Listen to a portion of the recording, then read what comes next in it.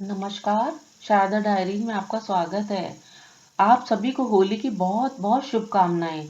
जैसा कि मेरे चैनल का नाम है शारदा डायरी, मेरी डायरी में कई विषयों पर अलग अलग पन्ने हैं, जैसे प्रेरक प्रसंग, कहानियाँ, धार्मिक जानकारियाँ, किचन जानकारियाँ, किचन रेसिपी वगैरह वगैरह।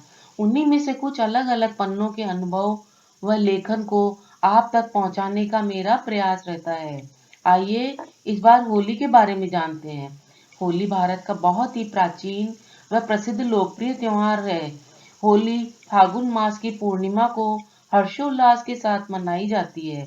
पारंपरिक रूप से यह त्योहार 2 दिन तक मनाया जाता है। पहले दिन होली जलाई जाती है, जिसे होलिका दहन भी कहते हैं। दूसरे दिन धुलंडी होती है। इस दिन सभी एक दूसरे पर रंग, गुलाल, अबीर आदि लगाते हैं। यह त्योहार बुराई पर अच्छाई की जीत, उर्वरता, प्यार और रंग बिरंगे रंगों के रूप में भी मनाया जाता है। इतिहास इतिहासकारों का मानना है कि होली आर्यों के समय में भी मनाई जाती रही है। नारद पुराण व भविष्य पुराण ग्रंथों में भी इसका वर्णन मिलता है।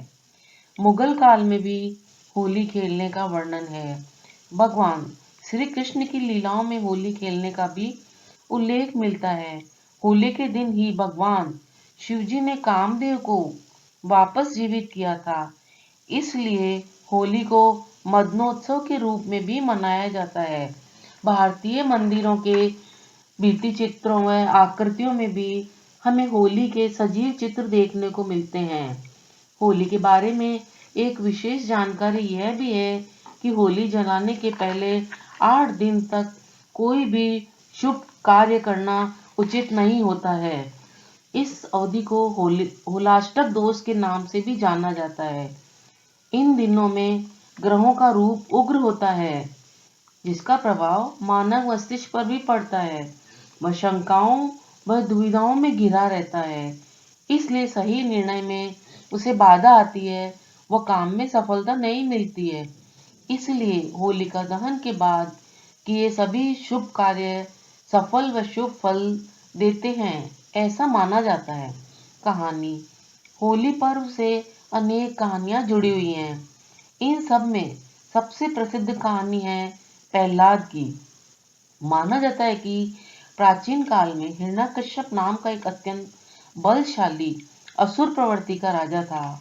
अपने बल के अभिमान में वह स्वयं को ईश्वर के बराबर मानने लगा। वह उसने अपने राज्य में ईश्वर नाम लेने पर भी पाबंदी लगा दी। हिरण्यकश्यप का पुत्र प्रहलाद भगवान विष्णु भक्त था। प्रहलाद की ईश्वर भक्ति से नाराज होकर उसने प्रहलाद को कई कठोर दंड व यातनाएं दी, परंतु प्रहलाद ने ईश्वर भक्ति नहीं छोड़ी। राजा प्रहलाद को मारने की सोचने लगा।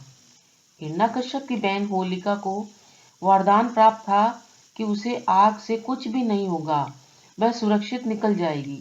होलिका ने भाई हिरण्यकश्यप की सहायता करने के लिए प्रहलाद को अपनी गोद में बैठाकर चिता पर बैठ गई।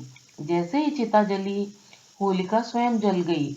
वह ईश्वर समर्पित होने व हरि ओम का जाप करने के कारण प्रहलाद आग से सुरक्षित बाहर आ गया। विश्वास बड़ी बहुत शक्ति है, इसका हमारे जीवन में भी बहुत महत्व है।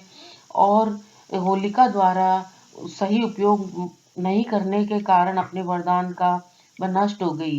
इसी खुशी में होलिका दहन का पर्व मनाया जाता है। इसका वैज्ञानिक महत्व, होलिका दहन का वैज्ञानिक महत्व भी बहुत है।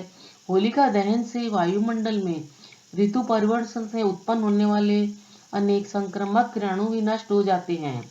हमारे यहाँ जलती होली की परिक्रमा करने का भी महत्व है।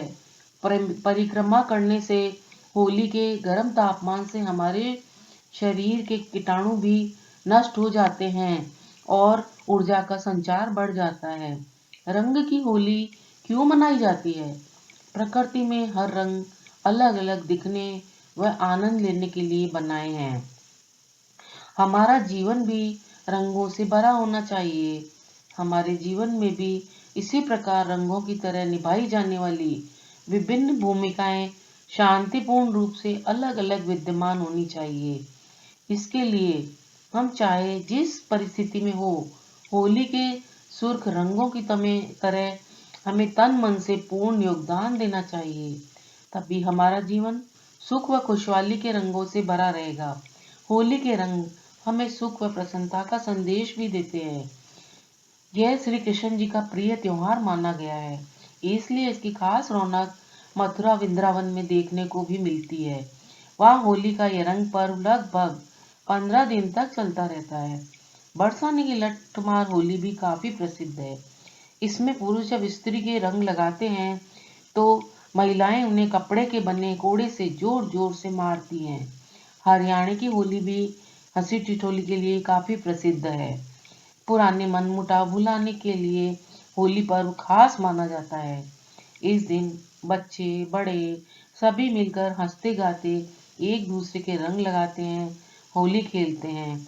घरों में भी तरह तरह के व्यंजन बनाए जाते हैं और सभी मिलजुल कर एक साथ खाते हैं। होली हमें संगठित होकर प्रेम व हर्षोल्लास से रहने का संदेश देती है। अगर आपको ये मेरा वीडियो अच्छा लगा हो तो कृपया लाइक शेयर सब्सक्राइब करना ना भूलें। साथ में बेल आइकन को दबाना भी ना भूलें ताकि जो भी नया वीडियो हो वो आप तक शीघ्र पहुंचा सकूं। वीडियो देखने के लिए धन्यवाद।